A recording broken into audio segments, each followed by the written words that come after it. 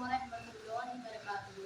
नहमदुहु व नसल्ली अला रसूलिहिल करीम। अम्मा बाद फ़अऊज़ु बिल्लाहि मिनश शैतानिर रजीम।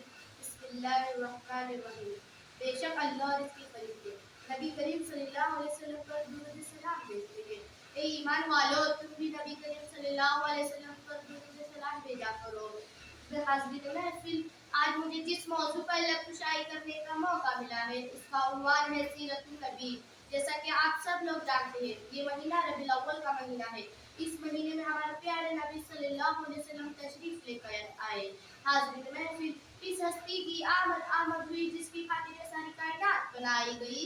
इस हस्ती की आमद हुई जिसकी खातिर सारी कायनात बनाई गई। ये अर्श व फर्श सजाए गए, ये दुनिया सजाई गई। यह हकीकत है कि हमारे प्यारे नबी सल्लल्लाहु अलैहि वसल्लम जलवा ना करते होते तो कुछ भी ना होता।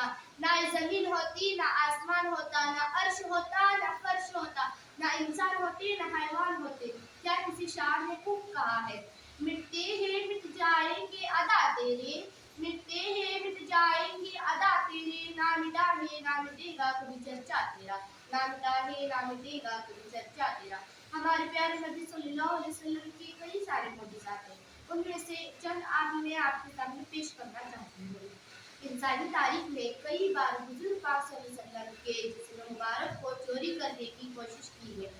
सल्जूक सल्तनत के एक बड़े ही मशहूर सुल्तान थे, जिनका नाम सुल्तान महमूद नूरुद्दीन ज़ंगी था। उनकी शाम के इलाके पर हुकूमत थी। सुल्तान महमूद नूरुद्दीन ज़ंगी सलाहुद्दीन अय्यूबी के उस्ताद थे। एक रात नूरुद्दीन ज़ंगी तहज्जुद की नमाज पढ़कर लेटे तो उन्हें ख्वाब आया और हुजूर पाक सल्लल्लाहु अलैहि वसल्लम का दीदार नसीब हुआ। और में हुजूर पाक सल्लल्लाहु अलैहि वसल्लम ने दो आदमियों की तरफ इशारा करके फरमाया, ए महमूद, मुझे उन दो आदमियों से बचाओ। उन दो आदमियों की चेहरे की रंगत सुर्खी माइल थी। ये ख्वाब देखकर महमूद नूरुद्दीन ज़ंगी नींद से बेदार हो गए। वो हैरान थे कि ये किस तरह का ख्वाब है। वो कुछ देर इस बारे में सोचते रहे, लेकिन उन्हें कुछ समझ न आई। वो फिर से आराम करने के लिए लेट गए, लेकिन जब लगातार 3 मरतबा उन्हें ख्वाब आया तो हुजूर पाक सल्लल्लाहु अलैहि वसल्लम ने कहा, ए महमूद, मुझे उन दो आदमियों से बचा। तो महमूद नूरुद्दीन ज़ंगी हकीकत में परेशान हो गए। उन्होंने मशीह जमालुद्दीन को बुलाकर सारा वाक़या सुनाया। मशीह जमालुद्दीन ने कहा, ए हुजूर, आप ये 3 मरतबा ख्वाब देखने के बाद यहाँ क्यों बैठे हैं? आप फौरन मदीना रवाना हो जाए और इस ख्वाब का किसी से जिक्र ना करें। 16 दिन के मुसलसल सफर के बाद सुल्तान मदीना पहुंच गए।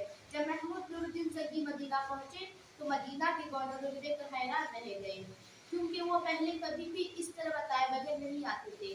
गवर्नर ने वजह पूछी तो सुल्तान महमूद नूरुद्दीन ज़ंगी ने सारी बात बता दी। गवर्नर ने पूछा, क्या आप उन दो आदमियों को पहचान लेंगे? महमूद नूरुद्दीन ज़ंगी ने कहा, हाँ, मैं उन्हें पहचान लूंगा। तो फिर उन्होंने क्या किया? उन्होंने खुफिया तौर पर एक प्रोग्राम बनाया और मदीना शहर में मनादी करवा दी कि सुल्तान हमारे शहर में आए हैं और सभी लोगों ने तोहफे तहरीफ और खाने पीने की चीजें तकसीम करेंगे, इसलिए सभी लोग फला जगह पर जमा हो जाए। इनका प्रोग्राम यह था कि सुल्तान की मुलाकात कीजिए और तोहफे तहरीफ वसूल करने के लिए सभी लोग जरूर आएंगे। अगर वो दो आदमी भी मदीना मौजूद हुए तो सुल्तान उनको जरूर पहचानेंगे। इस तरह मुकर्रमा पर मदीना शहर में तकरीबन सभी लोग इकट्ठे हो गए। एक एक करके तकरीबन सभी लोग सुल्तान से मिलकर चले गए, लेकिन वो दो आदमी सुल्तान को नजर न आए। जब सब लोग चले गए तो सुल्तान ने गवर्नर से पूछा, क्या मदीना में रहने वाले सभी लोग यहाँ मौजूद थे? आपको यकीन है कोई आदमी रह तो नहीं गया?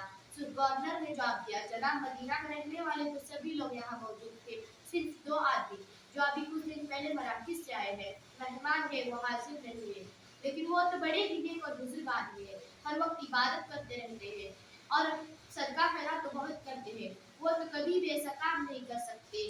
सुल्तान नूरुद्दीन ज़ंगी ने पूछा, क्या वो हमें यहाँ पर मिलने नहीं आ सकते? तो क्या हम उन्हें मिलने जा सकते हैं? गवर्नर और सुल्तान को उनके घर ले गए। उनका घर रोज़ा वसल्लम के बिल्कुल करीब था। जैसे ही सुल्तान ने उन्हें देखा तो फौरन ही पहचान लिया, ये तो वही दो आदमी है जिनकी तरफ वसल्लम ने इशारा किया था। जब उन पर जाहिर किए बगैर सुल्तान ने जब उनसे गुफ्तगू की, सवाल किए, तो उन्हें यकीन हो गया कि वो दोनों झूठ बोल रहे हैं।